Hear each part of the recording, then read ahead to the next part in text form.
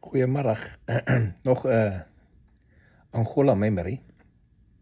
Maar voor ek begin moet ek eers iets sê om 'n baie confusion uit die pad uit te ruim. Mense ken my, ek was 'n luitenant-kolonel in die lugmag. Nou dink hulle as ek Angola stories vertel, ek was in die lugmag, maar ek dan praat van ons het gefight voor op die front.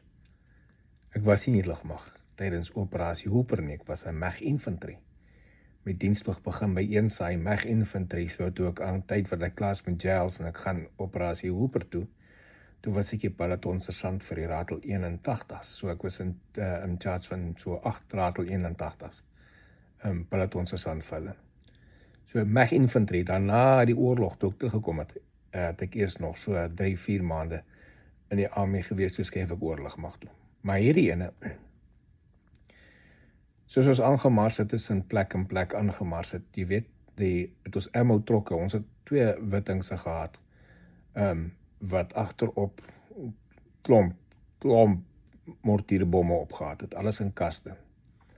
So daar's, nou moet ek eens mooi onthou, daar's 2, 4, ek dink daar's 3 tasse in elke kas. Elke tas het 4 bomme. So as 12 bomme in 'n kas. 81's, of is dit die 60's, en die 81's het net 3 in 'n ry gehad. Ek kan nie mooi onthou nou nie. Maar die bomme is binne in 'n tas, hulle noem dit 'n tas, dis 'n klomp kanisters wat aan mekaar vas is, elke net 'n bom binne in, en dan daai 3 of 4 kanisters wat aan mekaar vas is, lê in 'n laag binne in die ammo kaste. Maar soos jy ry, dis mos nie teerpad nie. Dis hop, die goed hop agter, op en af, en hulle hop uit die kaste uit later. Kom ons op die einde van die plek waar ons stelling inneem, dan kyk jy agterop, dan lê die hele trok agterop vol bomme, oralste, dan het hulle uit die kaste uit en die tasse uitgeval.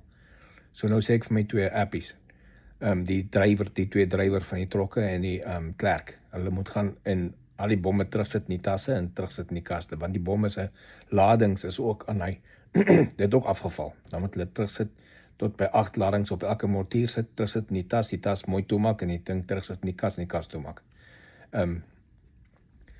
So om dit te doen, dis makliker om al die bomme eers af te kry van die trok af, en op die kant, op die sand daar te vee te pak en verpak en terug te pak. Nou gooi hulle die bloody bomme van bo af onder toe. Nou speel hulle chicken. Jy kom om die hoekie, speel die klomp chicken. Staan die een daar met sy voete oop, dan gooi die ander oor die mortier af van bo af, soos 'n dart. Dat dit is in sy voetebek. Nou, baie mense sê, gevaarlik, daai bomme kan ek sal nie afgaan nie, want hulle moet eers gevier word, so kan ek oorkom en 'n seesandman. Nou gooi die een die bom af, toe ek om die hoek kom, toe kyk die ander troep op, want hulle sien my, en toe die ou bom omkyk, toe gooi hy ook die ding, hier sê hy, kap ou voor die kop met die mortierbom. Hy sny hom net so langs sny oop, in die voorkop, daar lê hy. Ok, ek skree op hulle, julle flippin troepe, met ander taal ook.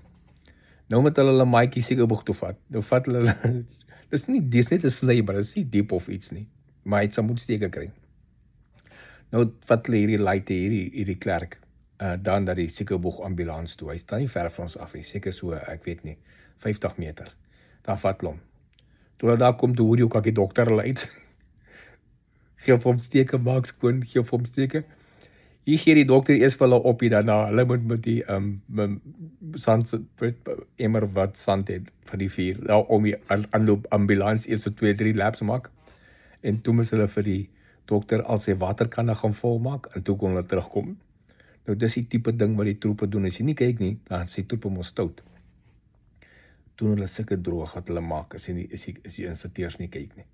Ek sal daai nooit vergeet nie. Hier loop hy troep met so pleister die in die voorkop het so lank sny gehad. En ter eventually is mos toegegroei. Hy het 'n merk gehad hierso, net so voor sy voorkop. Dit was nou my ander van die memory van die Angola oorlog. En hierdie was, ek weet nie, dit was later in die oorlog, in Februarie maand gewees. Van 1988. Sien julle later.